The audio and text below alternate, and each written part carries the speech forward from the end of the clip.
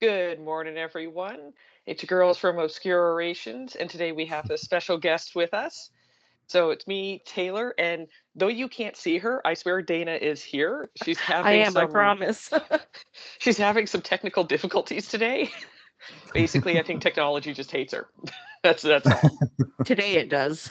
I clearly I liked when I looked at the email, and at the same time, I think Ben and I both went, "There's no link attached." No. Well, it happens, right? It happens.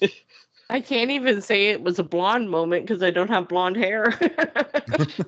You can lie today and say that you do, though, because we can't see you, so it's okay. So today with us, we're going to have the special guest talking about. You have a wide range of things that I saw on your website, Yes. but the first thing that I had seen before, when I think you commented on the original post, was folklorist for British, British folklores and all that kind of stuff. So that was what excited me when I first saw it. I'm like, ooh. It's like, okay, that had me hooked right there. So I'll let you introduce yourself and tell us about yourself. Of course. So my name is Ben Stimpson. I'm a therapist and author located here in Ontario, but originally from the United Kingdom. I have 2 books kind of already out, on the way out. I came out with my first debut title last year on ancestor veneration through Llewellyn Worldwide. And then this coming year in 2025, I have a book entitled Wise Ones, Legends of Witches, Cunning Folk and Magicians of England and Wales, and that'll be coming out through Cross Crow Books, which is located in Chicago. So really kind of all over the place. I don't even know who I am half the time. You're just like, where are you going? I don't know. Yes. Yeah. I just know that there's going to be books, there's going to be folklore, there's going to be cunning folk, there's all of it. We're just going to talk about all of it. Yes. Yeah.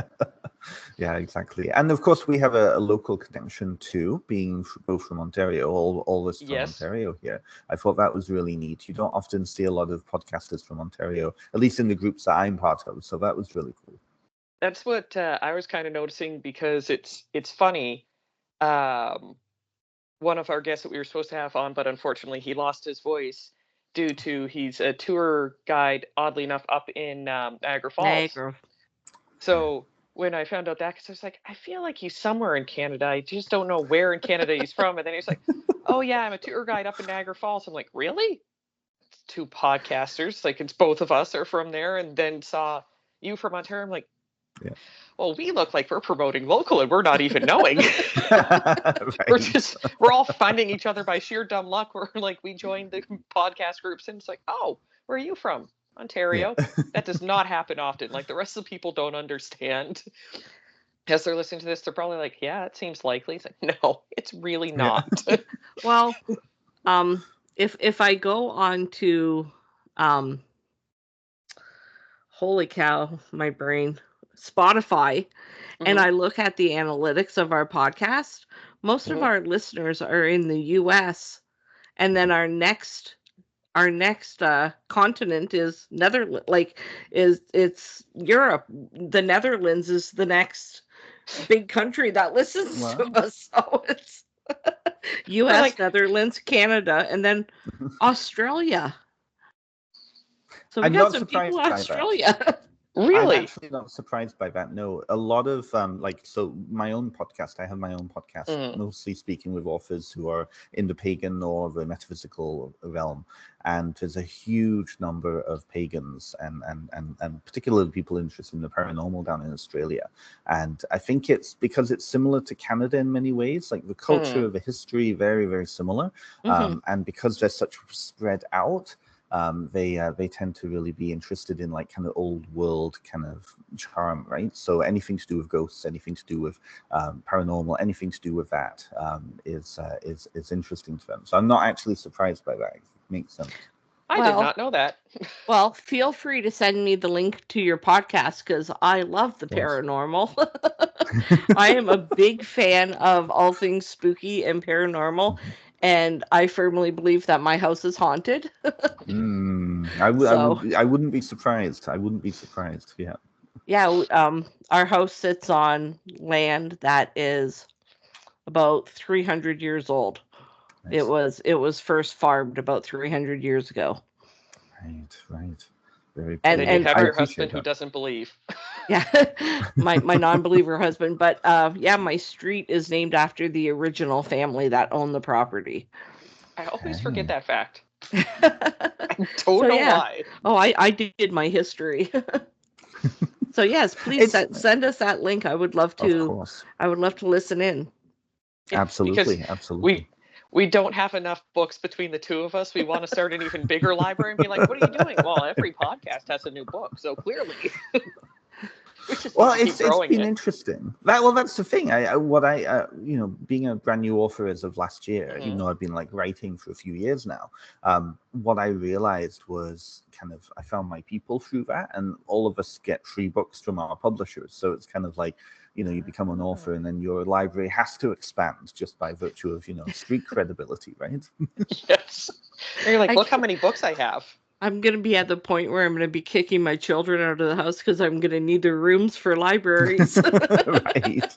I see nothing Well, and let's wrong be with honest here. I know that's the thing, though. And let's be honest here. Windsor has some really excellent little bookshops. I used to work in a bookstore up in Waterloo, and it was part of the Independent Network. And you have some excellent places down your way. Right? Yeah, we do. And if you can cross the border and head over into Detroit, just off of M10, there's it's got to be 7 stories. It's called King Books. Mhm. Just I've absolutely heard of it. love I've never in been. there. Same. Love I've it in heard there. of it. Yeah. Funnily Oh. enough, a lot of my guests were all part of like the pagan kind of witchcraft community, right? There was a big conference about 6 months ago, no, coming up to a year ago actually now, called Convocation, which is kind of on the south side, like on the way out to Ann Arbor and down that way in Detroit. And a lot of them are like bigger name authors in this field, and they were coming from California. Some came from the like Salem area out that way, and quite a few of them went into Kings. So it's kind of interesting to hear that. That's good publication for publicity for Kings, right? Yeah, it is. Honestly, it's a great bookstore. Like I could have spent the whole weekend in there, but I was on the clock and told, "Come on, let's go. It's been 4 hours." Oh, I miss big bookstores. So I lived in Toronto back when the world's biggest bookstore was still open. I don't know if you both have ever been. You remember that? I remember it. Never been. Yep. Oh, it was so. I mean, by the end, it started to become more like any Chapters or Indigo or anything like that, right? But when it was like in its heyday, it was really neat and it was really cool. But sadly, they closed down, just like everything in Toronto, Yeah. I say Okay. we know those feelings. So Yeah. I'm gonna throw out the first question because ever since we first had contact and I saw your impressive resume, It sounds like we've had a contact with aliens right now. When we first had contact. I have to ask you what prompted you into wanting to learn more about this, like folklorism, pagans, witchcraft, all that fun stuff. Of course, definitely. So I came from the UK when I was 8 years old. We moved to Canada, moved to the middle of like Grey Bruce County, which is up in like the Wyerton Owen Sound area. And at that point, like very small place, Toronto hadn't discovered yet, so it was quite isolating. And for an 8, 9, 10-year-old, just newly come from a different country, that was a really small, like isolating place. So one of the things that I went through was culture shock, and I was trying to connect in with anything from back home. And at that point, it was like mid-90s. The majority of television shows that I had grown up with in England were like King Arthur and Robin Hood and all of these like mythological folkloric type themes, right? Very, very popular. Same with fantasy. Like there was a load of Australian fantasy shows that I grew up with. And so I was like just grabbing hold as much as I could. And of course, this is just before the internet like really became like a regular thing in our lives. So I remember I was given a couple of folklore books from back home by my parents. One was Ghosts and Legends of Wales, which was an incredible little book. I couldn't read like depth, because I was 8, 9, 10 years old, right? But it was I would look at the pictures, and so that kind of just got me into it. And I just loved it. Many of the themes were familiar to me.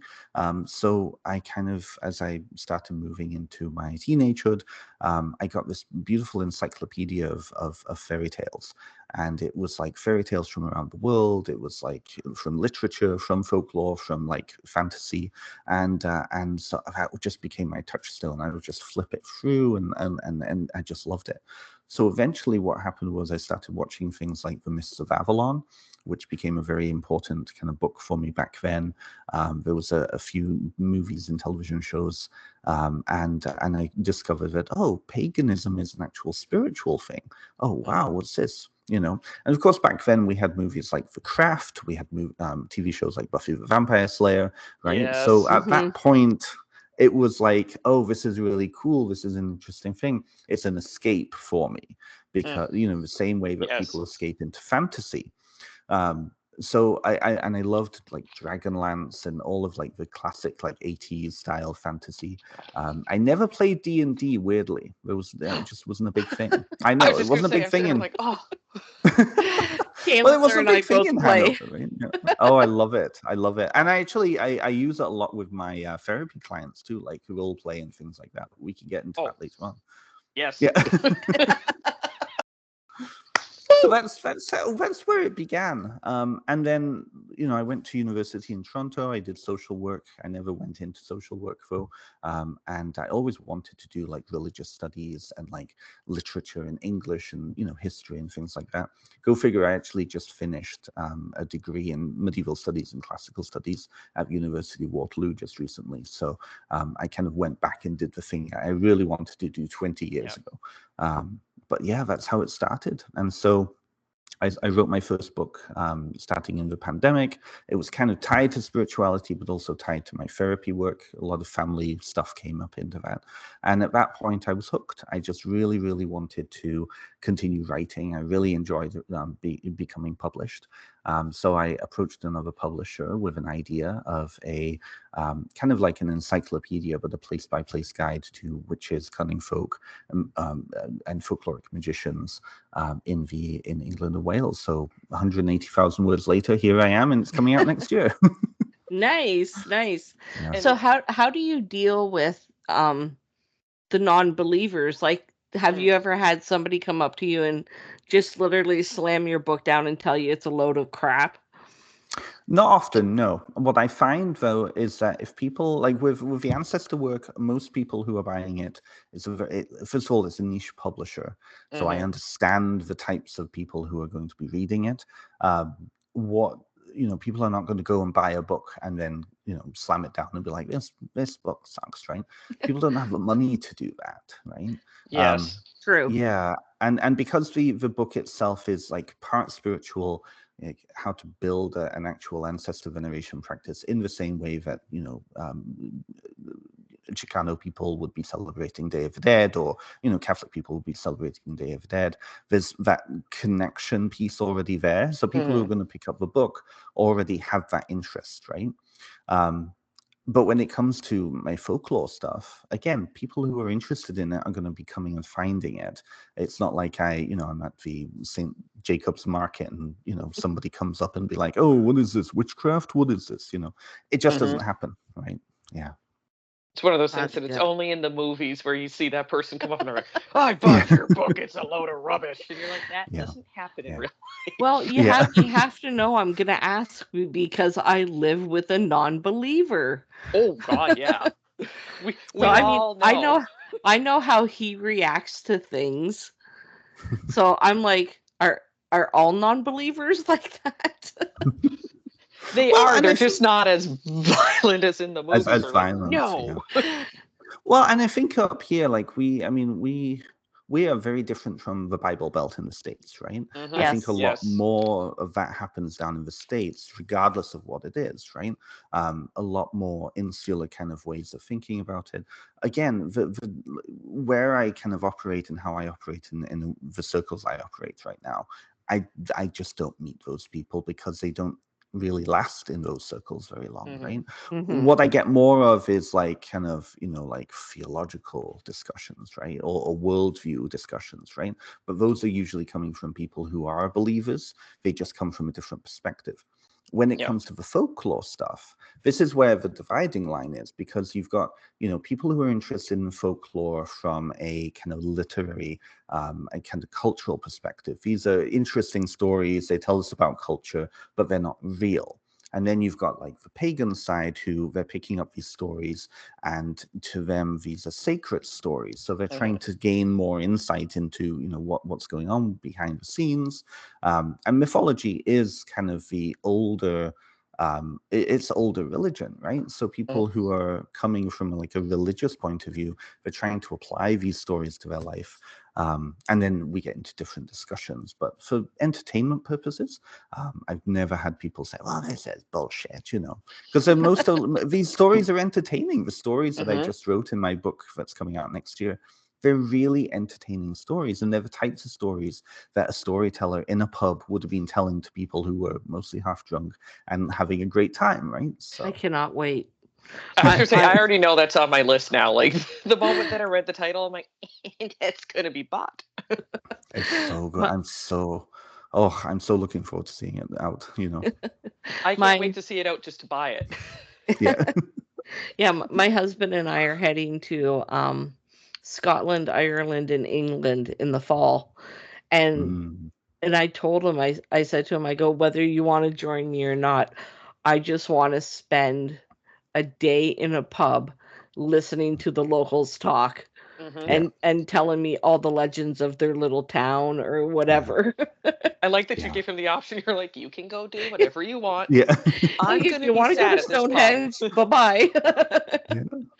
It's, I mean, I grew up with it, right? Like my parents were actually pub owners back in the UK. So I grew up in that environment, right? And when we came to Canada here, they actually opened up a small microbrewery. So again, it was that cultural piece, right? I know, right? And thinking about it, my parents' beer was actually at Rock Bottom down in Windsor there. So you probably know Rock Bottom, right? Yeah. Yeah. Yeah, but so that storytelling piece was really important, and like, so when I'll give a little backstory, so people who are listening are like, what is he talking about? So the book itself is 220 entries by place around England and Wales, based on a particular kind of folkloric or legendary figure. So we have people like Merlin, Morgan Le Fay, but we also have the story of like, old Betty who lived at the edge of the village, and all the, the superstitions connected to her. You also have like historical occultists like Dr. John Dee, who was the astrologer to Elizabeth I, and then all these adventures connected to him, right? So it's a mixture of historical, legendary, and then purely folkloric. And what was really amazing is, depending upon kind of what region you go into, you can really get the local sense of humor that comes out. So in Wales, for example, and I comment on this throughout the book, there's a huge number of those cultural pieces there. It tells you a lot about the local culture and how they were seeing magic, how they were seeing like what their fears were, what their needs were. And they show up in really, really interesting things. So like one of my favorite stories is there's a story of a witch in the Plumpton area, which is just north of Manchester, out towards Blackpool. So for those who know that, it's kind of in that area, West Plumpton. And the story evolved in such a way, because how I've done it is I've organized the entries by the first iteration in the folklore written record, and then to show how the story has evolved over 100 or 150 years of retelling. And so the story begins as an explanation of why there's a glacial boulder in the local churchyard. In the local churchyard, there's this big glacial boulder, and it's been there for thousands of years. It's there. So what was the local explanation? Well, there must be a witch who was buried underneath it, of course, because why else would it be there, right?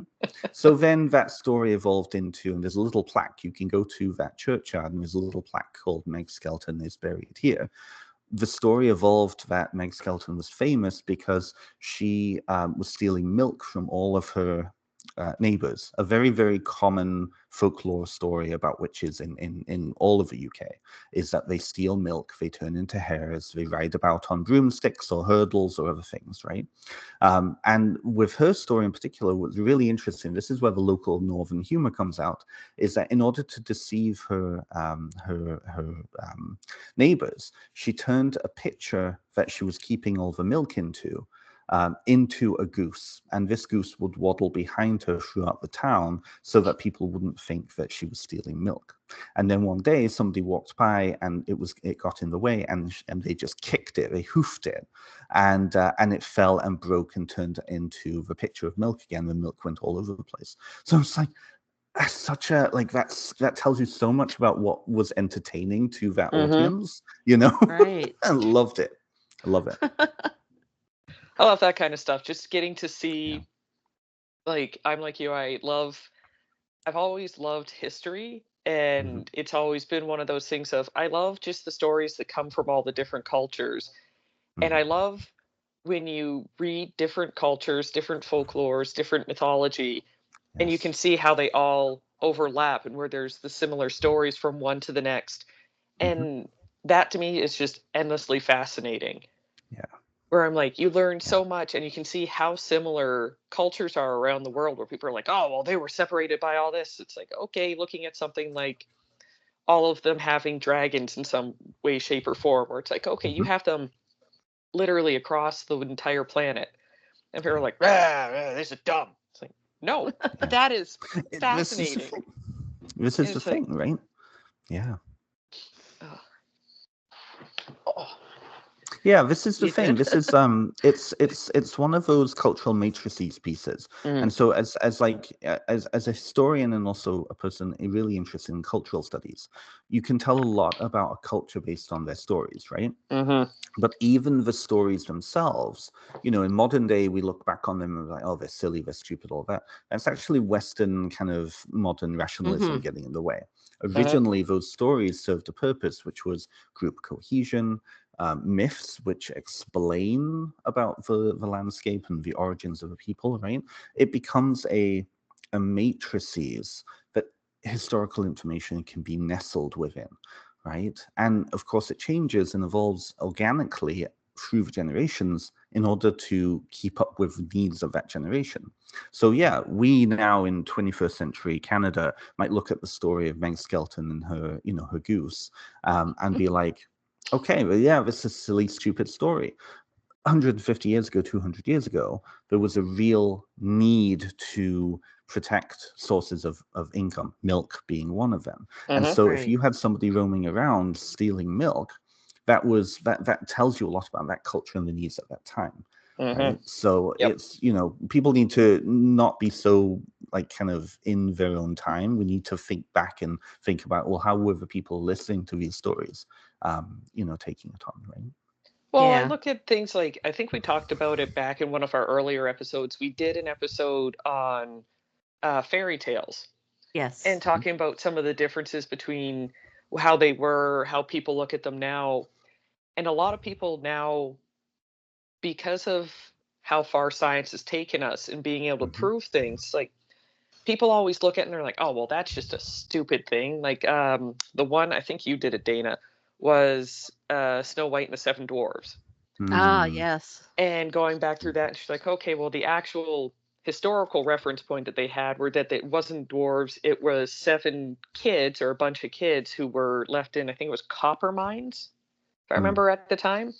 Yeah. And they would have had copper poisoning. They weren't allowed out in the daylight, so they became hunched over. They didn't grow properly. And people were like, oh, these are just stupid fairy tales. Like, a lot of the times these things come from something in that era that drove the story to be there. Almost tragic. Yes. Almost tragic. They do, but we have to also be very careful with that we're not kind of projecting a rationalization that makes sense to us back then, right? Right. So, you know, as much as that, I mean, I've heard that theory as well. There's other theories alternatively to that, which is that, you know, the story itself the characters in it were not as symbolic of real things as we think they were. They were there in order to grab attention, right? 7 is a really holy number in Mhm. Christian Europe, right? And so Right. for Snow White, this character of purity, to be surrounded by 7, each of them representing vices and virtues, then, you know, where's the symbolic piece of that, right? There's Mhm. also a tendency, I think, I mean, there's a lot of studies around kind of the representation of disability or marginalized peoples in these stories too, and so definitely, I think there's a big piece to that. But we again have to be very careful that we're not projecting backwards rationalization that might not be there, right? Right. Well, I would say I find that tends to come a lot of the times when you have like, obviously we've seen it, like there's historians, you can take 5 different historians and they'll go look at Yes. the exact same picture and come up with 5 different answers for all Yeah. of it, just because Yeah. it's human interpretation. And I think that it matters too, like where you grew up, what interpretation you're going to come from it, Hmm. what angle you're going to come from it, what religion you came from. Are you going to Yes. look at it this way or that? And that Totally. again is one of those things that fascinates me, because as much as I love history, I know that it's always going to be painted differently. And Totally. then even when you have things like in ancient Egypt, there's plaques dedicated to a supposed great war that happened between the Egyptians and can't remember which group it was at the time, Mm. but one of their neighbors, where most of them have looked at it now and they're like, it looks more like it was a tie because each side said they won. Yes. And it's like, Right. you're both winning in this, and yet somehow like nothing seems to Yes. change after that point, where it's Mhm. you have things being told through the eyes of different people and then how each culture sees it, Totally. where it becomes different throughout all of it. And it's interesting to see how people look at it now compared to what they might have seen back then, especially with, like you said, Hmm. you even look at something like how we grew up in the 90s. You didn't have access to the internet to be like, oh yeah, well, I can see all 500 different versions of this one fairy Right. tale and be able to compare it. You're like, I went to the library and there's this And book this from is it. 1920. Yeah. It Yeah. hasn't been updated since then. So Yes. as far as I know, this is it. And Yeah. then once you get older, like you look now at the information era, you can easily pull With up so 5 different much. tabs. We do, absolutely. No, that's exactly it. I was thinking about that while I was writing mine. There's Mhm, a folklorist named Catherine Briggs who is the kind of the queen mother of mhm, British folklore. Amazing woman, and a lot of proteges of hers from the 70s and 80s are now kind of leaders in folklore studies in the UK right now. But when you look at her stuff, you can tell that she was only working with a small not small, but a selection yeah. of texts. And unfortunately, that also caused some issues. That's always going to happen, though. This is Mhm, the thing. I think that's a really good point about kind of the narratives that form. A couple of years ago, I had a wonderful chance to take a course at Waterloo on the Crusades, but it was from the ooh, Crusades from the Middle Eastern perspective. So what that we Oh, would be did, fascinating. oh, it was really interesting. The so the professor, Dr. Fabro, he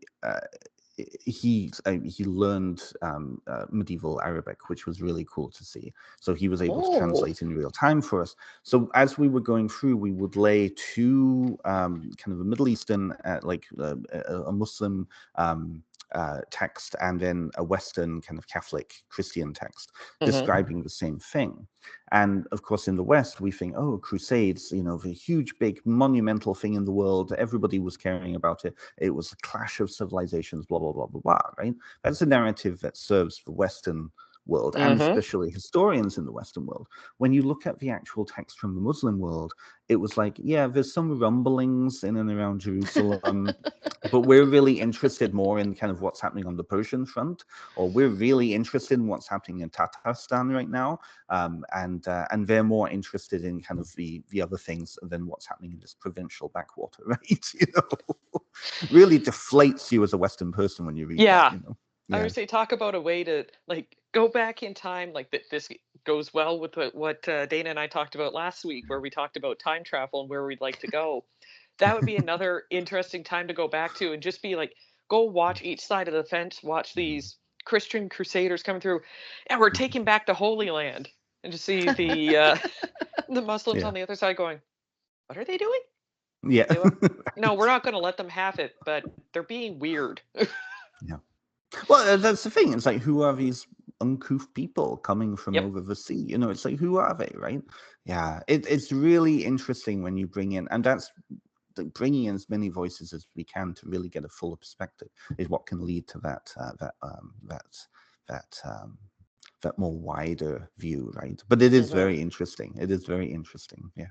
Well, it's like getting a story where I've read a couple stories over the years, like different books, where they change the narrative randomly. Like from one chapter to the next, you'd have this chapter would be Betty Sue, this one will be John Smith, the next one will be over here.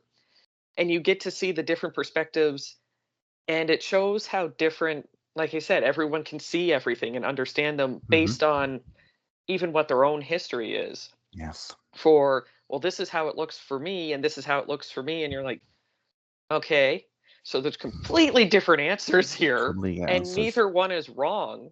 Neither one's technically right in their own sense, where it's like, it's just different observations and opinions getting to come together, where you're like, okay, you want to try and take as much of it as you can. And like we said, now you have access to so much more information. Now you can do something like that, where you can compare here's the Catholic view, here's the Muslim view. Somewhere in the middle is where it was probably the truth of the matter. Over here, where you're like, this is the objective view. Is this one didn't know what was going on? They're just like, no, they're touching our thing. Stop it. This one was over here going, yeah, but we want it.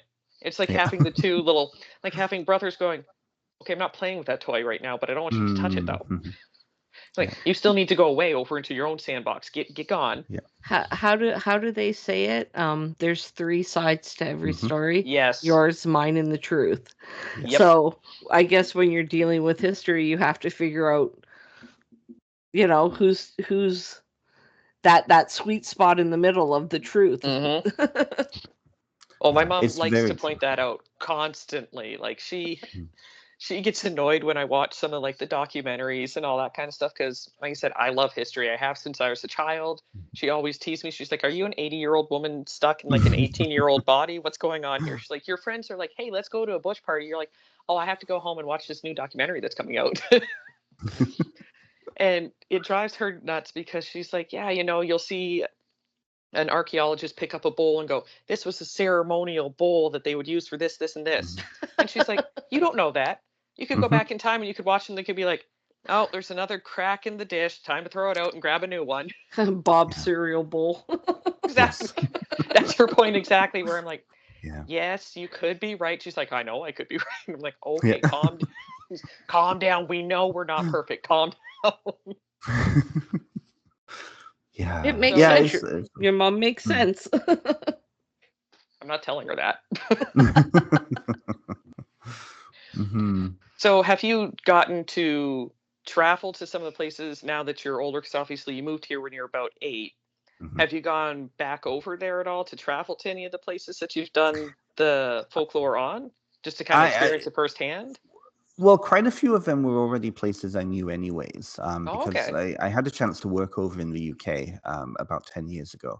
And yeah, which was really nice. And I'm actually planning on moving back to the UK in the next 8 months or so. So I have a list of places to go, which is also why I designed it in a certain way, because it served a need for me of connecting place with story and with a figure or a name, right?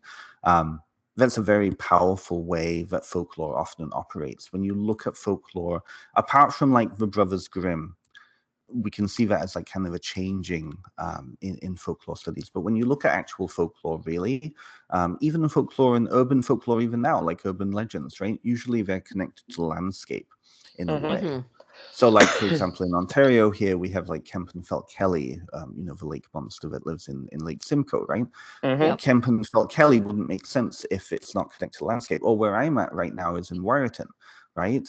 Wyerton Willie doesn't make sense if he's not in Wyerton, right? Yep, I was just thinking that immediately. It's like, I know immediately which one he's going to go with. I know, right? So when you look at these stories, so I arranged them as like, name of figure, place, and then any local like landmarks or anything like that connected with him. So I have a big list.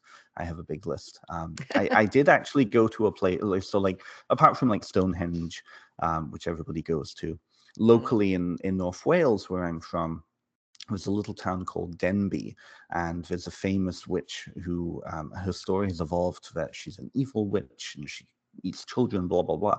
She's Oh actually my. originally based on a fortune teller from the early 1800s named Bella, and she was kind of plying her trade. She was a poor woman, but she was, she would do like love fortunes and things like that.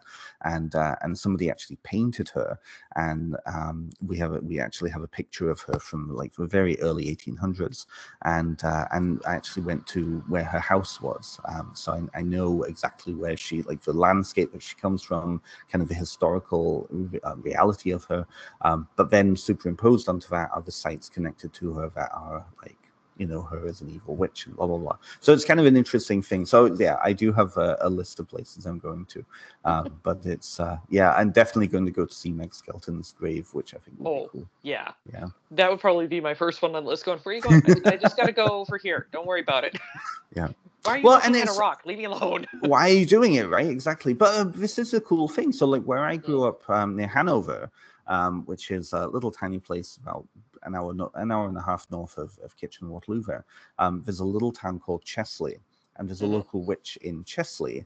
And the kind of the tradition amongst high school's kids was Friday night, some of you would get drunk and you would drive up to her grave, place a silver coin on her grave, and by daytime, the coin would have disappeared, and she was the Witch of Chesley. Now, there's no reality, probably, to this woman ever practicing witchcraft. It's just a way to explain why a certain grave is a little bit further away from the cemetery, right? But the Witch of Chesley has become a big landmark in the local area. So it's kind of a neat thing. There's so many places all over the place like that, and it's an aspect of culture I really love. Sounds interesting. I would love to learn about all the folklore in Ontario. My family vacationed in Sabo Beach. Mm-hmm. So I know Wiarton Willie. I took my kids to see Wiarton Willie. Love it. My dad fished for bass on the Rincon River. Oh yes, yep. We would go to day trips to Tobermory. So yeah, I would love to hear about the folklore in that area for sure. That would be so interesting to me because I spent so many of my summers there as a youth. It's really, I've done a little exploring. We don't have as much as, say, like Appalachia in the States or like New England or whatnot, right? But we still do have some. Like a lot of the when you look at the history of kind of the so-called Queen's Bush area up here, it's really only been settled for about 150 years, most of it, and most of the settlers were Irish, Scots, or German, right? So you can actually see where that original German or Scottish or Irish folklore comes in. Wiarton Willie, for example, is actually based on German traditions, and it's an evolution. So that when you look at all of the various weather or seasonal fortune-telling animals down in the States, particularly groundhogs, like Punxsutawney Phil, right? Yes. When you look at those areas, those are actually originally German settled areas. Because when you look at German folklore, and especially Pennsylvania Dutch folklore, right, there's a tradition of animals as fortune telling, like divining creatures, right? Oh. So it's kind of an interesting connection there. I only looked into it because I was like, this is really curious how, and like in Wiarton here, the story is that a guy from Toronto, I think he was from the Toronto Star, came up in like 1908 or something like that, and was in the local pub, and he was looking for local legends. And one of the locals happened to remember something from his childhood and was like, "Oh no, I've got a local legend for you, Wiarton Willie. Let me show you." And it created this thing. But simultaneously, it was all connected to a much bigger, broader cultural milieu. So it's really, really neat when you get to learn those sorts of things. That is completely fascinating because I didn't know any. I've always wondered. I was like, I don't know who chose. And was like, you know what we need? We need a A wire to Willie groundhog up that here. tells us the weather. We're gonna just have him like pop up and be like, "Hey, fella, how you doing? What's Yeah. the weather gonna be like in 6 weeks?" Yeah. I wonder if anybody has actually gone back through all the February 2nd since I guess Wyerton Willie has started predicting and seen if he was right. They have Yeah. actually. Have they? Oh, they did. They actually did. Weirdly enough, it came up. I want to say it was last year that I saw a couple articles about it where they're like, "Yeah, the percentage of him being right was ridiculously low. It was like I want to say it was like 35% or something like that." They're like, "Yeah, when he guesses when it's coming, they're like, yeah, he's like right 35% of the time." And I was like, "It's tradition. It's what we're doing." Does not Why are you doing it? surprise No me. reason. We're Does just not surprise me. it's like having family traditions in your house where you're like, well, why do you put the Christmas ornaments like this? I don't know. It's what grandma did. Well, why My grandma do dad. it? I don't know. It's what Yeah. grandma did for her grandma. Like, So my dad was Hungarian. He was born in Budapest. Mm. I didn't know your dad was And actually born over there. yes. I just learned They something new. They lied when they came to Canada, and he was 8, but he was born in Saskatchewan. We won't talk about that. So his grandparents, so my grandparents' were gypsies, Mm. and Yeah. they had a tradition, and my dad did it up until I think about a year before he died. New Year's Eve at 1 minute after midnight, he threw all of our calendars out the front door. Yes, I've heard of that tradition. Oh. And it like from my childhood, and I'm 53 now. My dad's been gone for 6 years, but like for those 48 years, I was like, why do they do that? I never got the chance to ask my grandma. She unfortunately ended up with Alzheimer's, and she couldn't tell us much when we were growing up. So, and my dad, not so much didn't want his Hungarian heritage to be known. It's just he was like, oh, they're just stories. They're just stories. So just stories as he's tossing. They're just stories, but just every in case. year as he's tossing like 5 calendars out the front door, they're just stories. Well, it's funny because I just heard about that and I can't remember the full story behind it for what it was, but it was basically that it's supposed to be signifying the end of a year and that you don't want to bring the troubles from the previous year into the new year with you. So you're to throw them out so that way they're not there anymore. That sounds reasonable. Yeah, I've heard that one too. Yeah. I was say, and then you have my mother who has years of them. I'm like, I think we need to throw these out. Yeah. This is where it's like, where's the kernel of kind of reality in this versus kind of what's the built up the built up tradition. And oftentimes the built up tradition is more memorable, so you do the thing without necessarily needing to know the original reasons, right? Things don't make sense so much when you kind of take it out of that context, but as a tradition, it's linking you, it's serving other purposes, right?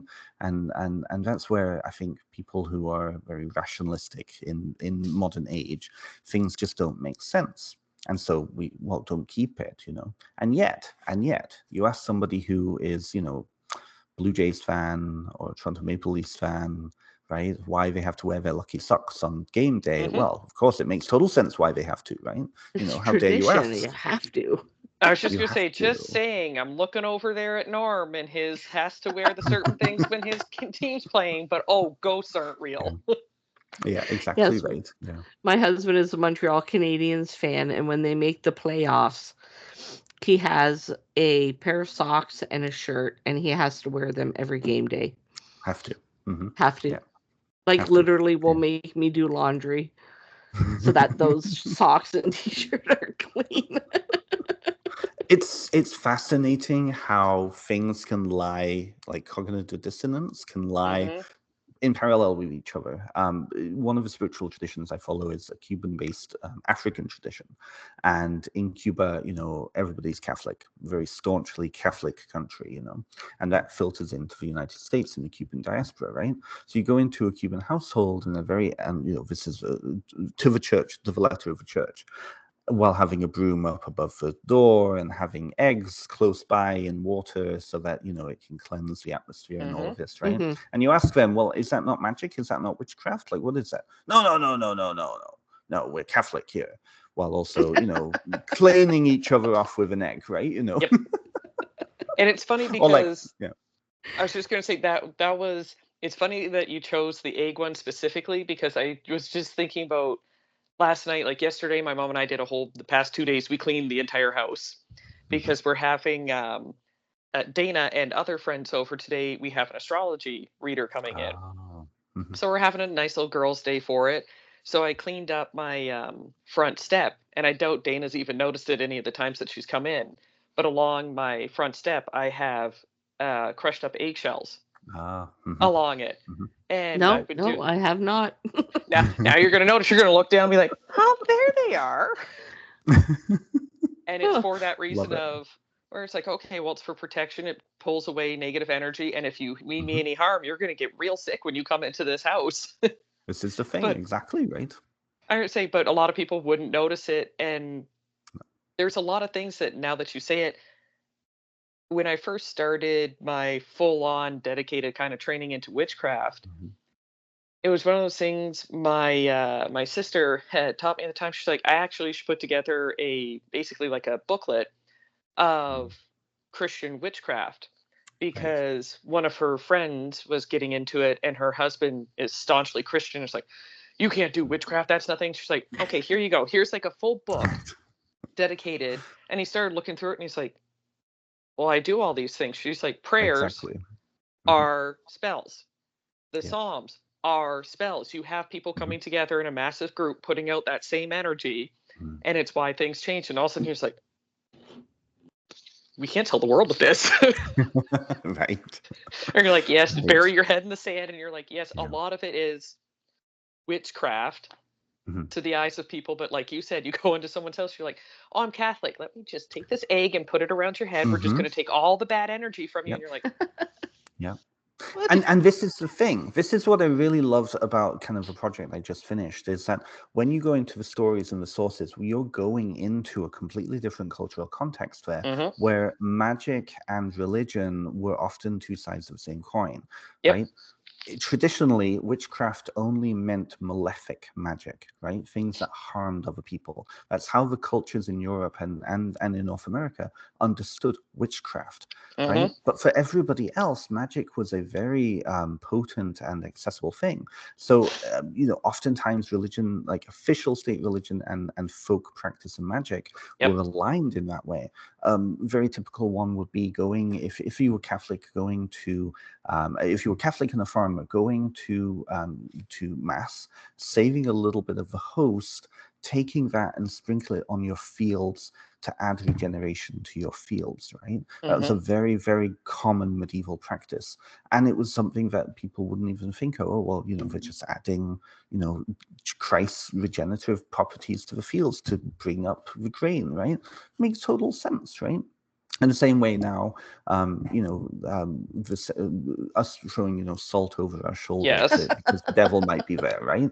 My mom does that. Yeah, I still do it. I think it's strange, Yeah, the devil needs iodine too, Yeah, he's just like, thank you. But it really tells us about what, again, how we as modern people perceive it. I have a big problem. I have a big problem with modern neo-pagan movement saying that all magic is witchcraft, because it's not. And so what that does is that lens actually disguises a lot of the actual history. And this is why cunning folk particularly have not, relatively in this society, been forgotten. The type of magic that a lot of neo-pagans are focused on is ancient pagan magic, or the witchcraft trial magic, which is not entirely, it's just one piece of that whole puzzle.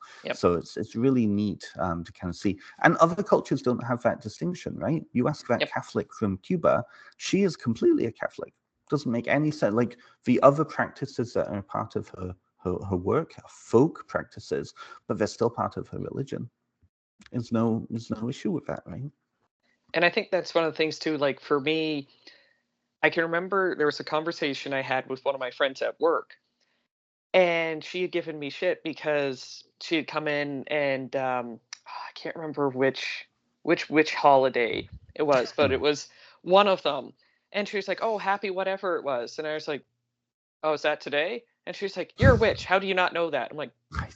"I'm not that breed of witch." And she looked at me full in the face, completely confused, going, "What do you mean breed of witch?" I'm like, "According to you, you've been practicing for years. You don't know that there's a bunch of different ones?" I was like, "Not all of them celebrate the same things." I was like, "For me specifically, I will work with any of them. Any deities that are out there, I'm fine with that. But my preference is the Kemetic, the ancient Egyptian pantheon." And she was like, "That's a thing?" Right. It was like, "Well, yeah." It's like there's a bunch of different varieties out there. There's not just one. Okay, this one thing is witchcraft, and if you don't follow it, you're not out. it. You're out of the club. Yeah, exactly. Yeah. It's like, "Oh, yeah, don't do the thing." And I was like, and you realize that she listed off several different holidays. I was like, you realize that that's from several different pagan religions. It's like, it's not one brand of witchcraft that you just went through. She's like, Yeah. "It isn't?" I'm like, "Oh no." Yeah, there's multiple. Exactly, right. Exactly. It's like, Yeah. have you not read? That's the uninformed, right? Mm-hmm. And we all come across them and it doesn't, whether it be witchcraft or video games. You have those Totally. people that think they know what they're talking about and try to start an intelligent conversation with you while you've got the biggest stunned look on your face, like, what the fuck are you talking about? It's true. No, it's And true. now I'm going to be one of those people because I really need somebody, either one of you two, to explain to me what is a cunning person. Of course. I say, well, he's the expert, so we're going to let him explain all of it. He's literally got books written on this. Literally. Well, I haven't read it yet, okay? To be fair, it's not out yet, so.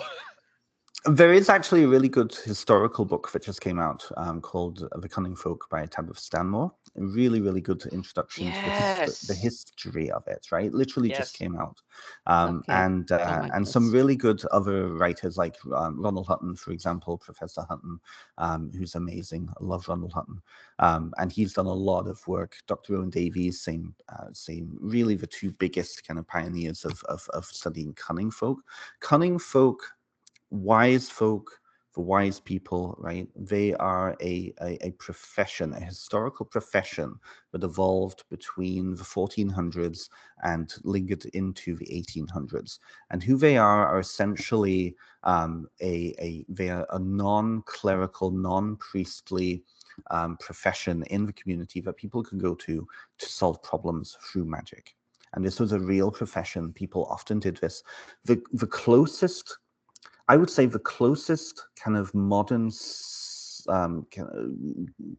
relatable profession, exactly, isn't actually neo-pagans and witches. It's actually psychics. Because what happens is people would have gone to the cunning folk to solve a problem. I'm missing a cow. My cow is sick. I'm missing money. I feel like I've been hexed. I need your help. So they would go to the local wise man or the local wise woman, right? Often the wise women would also be connected with maternity, and they were like the typical, you know, like the figure that we often see of the local wise woman, right? But the wise man, oftentimes, like the word cunning was kind of relegated to one particular part of the UK, of Great Britain. There were various other names, like in Wales, Den Huspus was the word, Hexenmeister in German, which is master of hexes, right? In Iceland, you had Galdermaster, right? So basically the idea is that they were wise in magic, they were wise in the metaphysical, and people go to them to solve problems. In the modern world, I would say that psychics are the modern equivalent of that, because people go to psychics to gain information, right? Not witches, not Wiccans, not neo-pagans, right? Because they don't serve that need. So oftentimes they, the type of like historical magic that they would be using is astrology was a big one. And that's actually why almanacs, when you look at, you go in and see the Farmer's Almanac, that's why astrology is in Farmer's Almanacs, because oftentimes farmers Oh. were using astrology to figure out when to plant, right? So almanacs started to really come out in like the 1740s, 1750s, and a lot of cunning folk integrated almanac astrology into their work. They were often using grimoires, so conjuring spirits, conjuring not necessarily the devil. Some of them did, but not necessarily so. They were conjuring angels, right? So oftentimes cunning folk would have handwritten versions of grimoire texts that, like the Ars Goetia or the Lemegeton or whatnot, right? So they would have those components. They would also be using Christian psalms. They would be using kind of the folk charms that were already in the culture, right? And you see that pop up in the folklore stories. And this is across Europe.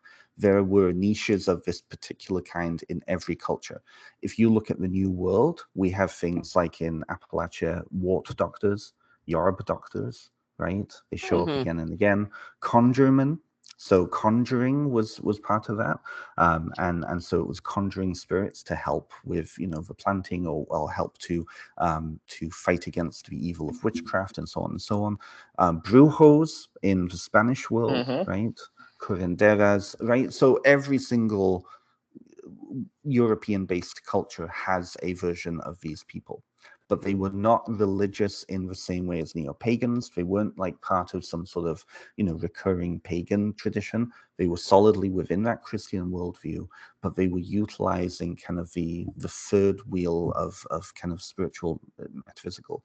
In some cultures, actually, clerics were actually involved. So oftentimes, you know, in Wales, for example, if somebody was having like a bad cough, they would go to the church and be blessed by the priest as a form of faith healing. So faith healers in the US, for example, fulfill this role closer to what the cunning folk would have been doing. So do you see what I mean? Yes. Wow, that is wow. Yeah, very different. But that being said, in modern times, you know, Reiki healers would be also fulfilling this role too. Yep. So 200 years ago, and you see this, there's a resurgence now among witchcraft folk, particularly like a lot of people who are on my podcast are really interested in these older forms of non-Wiccan witchcraft and paganism, and magic, I should say, not paganism, because it has a traditional current that shows up again and again in folklore. You can overlay and add to that because a lot of these people were very eclectic. We have in like museums in the UK and across Europe, we have their grimoires, their magic books, and oftentimes they were much more like scrapbooks. So like one of my favorites is Dr. Harry Zakurtakadno in Wales, and he was a medical doctor. There's no evidence that he actually trained, but he would be the local surgeon, like barber surgeon. People go to him for medical advice. In his personal library in the 1780s, he had a copy of Culpeper's Herbal, right, which was a herbal book from the 1500s. He also had a copy of Gray's Anatomy. So he was like, he had information and access to information on the anatomy and whatnot as it was understood. He also had a load of astrological texts that were going around and also geomancy texts. So he had access to information, not as widespread as we have now, but he was drawing on those things. And oftentimes people, so some of them, this is the hilarious thing, some of them, especially as the centuries go on, the cunning folk become more discredited. And one of the recurring stories as attributed to them is that they were actually frauds. And this is how they would do it. They would have, you know, their parlor open for walk-ins. They would be off to a side.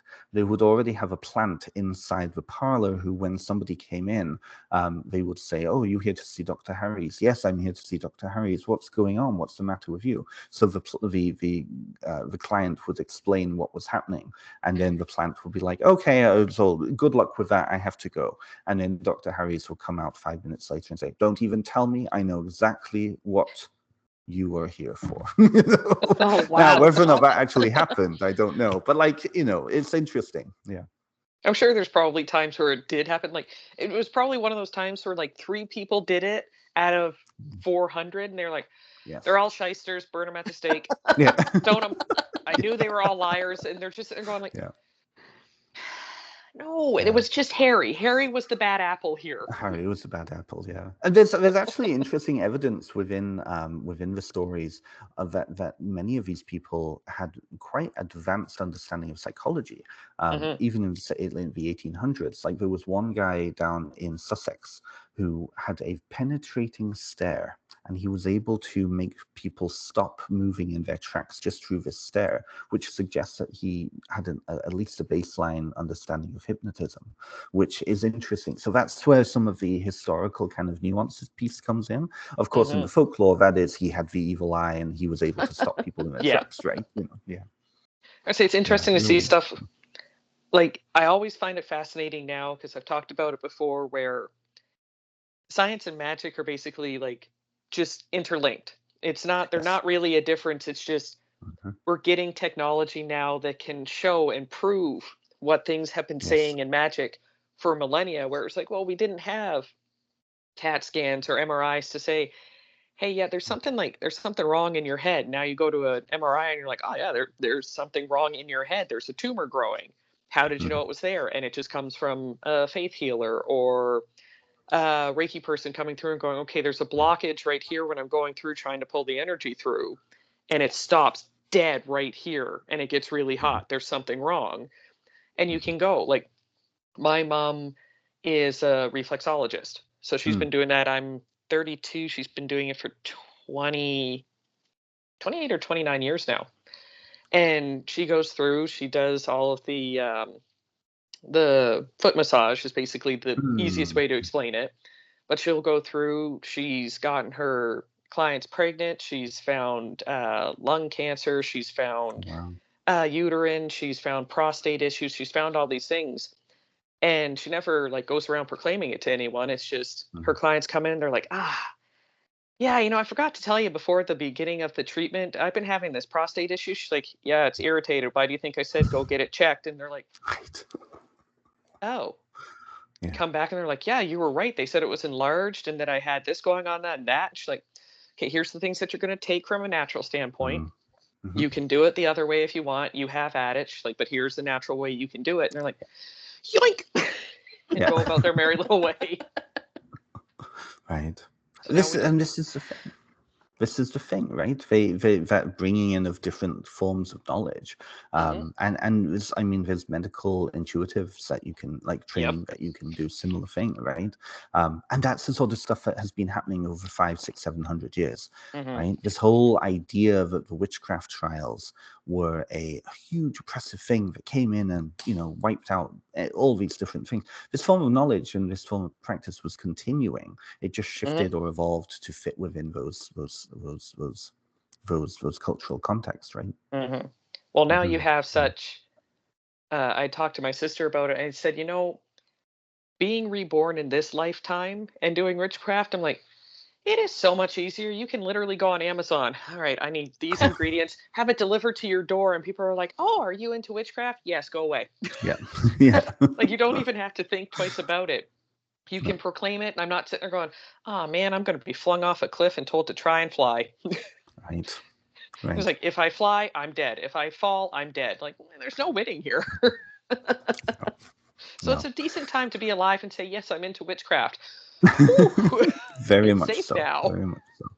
Yeah, very much so. Well, and this is the interesting thing, like the witchcraft trials, like what really came through, again, coming back to that cultural nuance piece, what really came through in my work is how in each different culture witchcraft was understood and prosecuted. So a lot of people, in England, for example, the majority bulk of witchcraft trials in England were from 1600 to 1700. That's the bulk of it. That's the majority of the time that most of the trials, like 400 trials happened, right? There were some beforehand, there were some afterwards, but that was the bulk of it. In Wales, people are really, really often got confused as to why there's so few witchcraft trials. There's only 40 people who were prosecuted in all that time span in Wales for witchcraft, and only 5 people who were killed, who were executed. in England there was like 400, right? Yeah. And the reason for that is, again, the understanding of what magic was. In Wales, everybody did magic because it was folk practice. What was bad about, like, what was healthy or negative about it was depending on what you did with it. In Wales, a witch wasn't something that you were.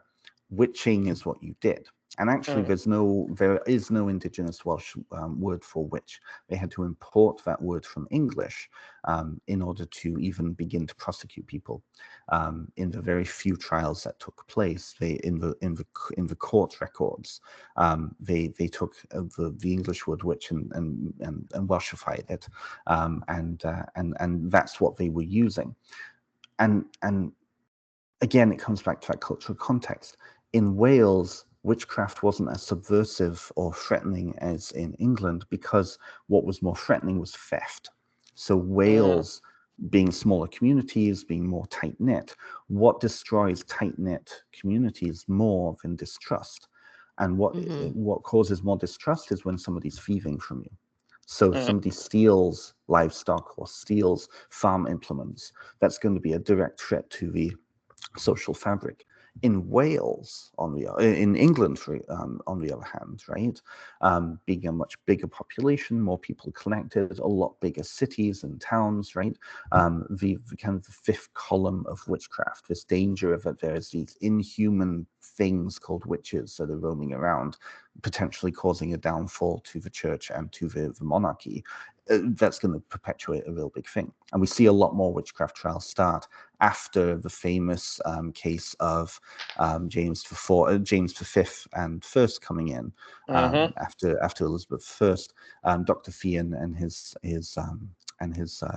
coven up in Berwick, trying to drown and kill the monarchy in very, very early 1600s, right? That's when it really started to ramp up, because that's when the new law came in. Now, some interesting kind of historical work has been done around that, and the idea that James felt necessarily as anti-witchcraft as he seems to, may have actually been more propaganda than anything, because he was a Scottish king now on the English throne. He needed to shore up the populace, right? So it's like whenever a new prime minister comes in, what is the first thing that they do? They go and attack the biggest kind of threat to society, culturally speaking, at that time. Tough on crime, go against the gays, right, or go against any of marginalized populations, right? That populism piece. And in 1600, in England, that was witchcraft, right? Yeah.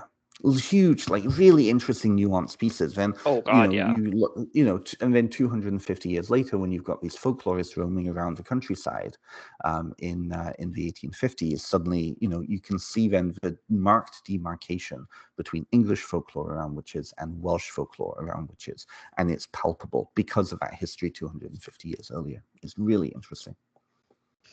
Wow. That.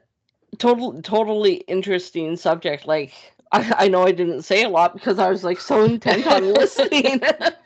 She's just sitting there taking notes, going, okay.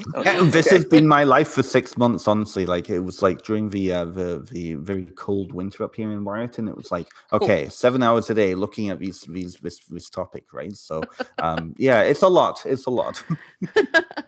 Well, with that being said, so if you would like, please let us know your book that's published, your book that's coming out. If you have any socials that you would like anybody, if they want to look you up or see anything about you, please give us all that information now. So the best place people can go to is Ben, B-E-N, Stimpson, STIMPSON.com. And all of my information is on there, including my podcast and my books. Last year, my book was Ancestral Whispers, a guide to building ancestral veneration practices. It's all about ancestral work, spiritual ancestral work. The book that's just coming out next year in June of 2025 is Wise Ones, Legends of Witches, Cunning Folk, and Magicians of England and Wales. And I just contracted for a second sequel to that, which will be Scotland and Ireland. Yeah. Nice. Yeah. Very nice. Well, we thank you, Ben. We thank you very much. You. Like, can honestly say this has been very interesting and eye-opening for me as a person that knew nothing about folklore Fair. or No. witches or anything like that. So I have really enjoyed having you on as a guest, and Thank you. we thank you very much. Yes. Thank you. No, this was lovely. And I will say, as an ending, right? uh, All of us know about folklore. We just don't realize it. So, all of the things I've said today, I could hear you both saying, "Oh yeah, no, oh totally, yeah, no." Like, I think when it's pointed out to people, people realize how much of our life is folk tradition. We just Yes. don't realize it, right? Yeah, yeah, yeah. You don't realize that you do so much that is considered, like you said, folklore. Exactly. Yeah. And how much of these traditions, are now just culturally kind of just with us. And we might not know necessarily why, but at one point they made sense, and at one point they were held to be important. And they're just, the vestigial kind of parts. And that's cool in itself. I love that too. So Yes. thank you so much for having me. Thank you. Well, thank you very much, and we appreciate you coming on. Thank you.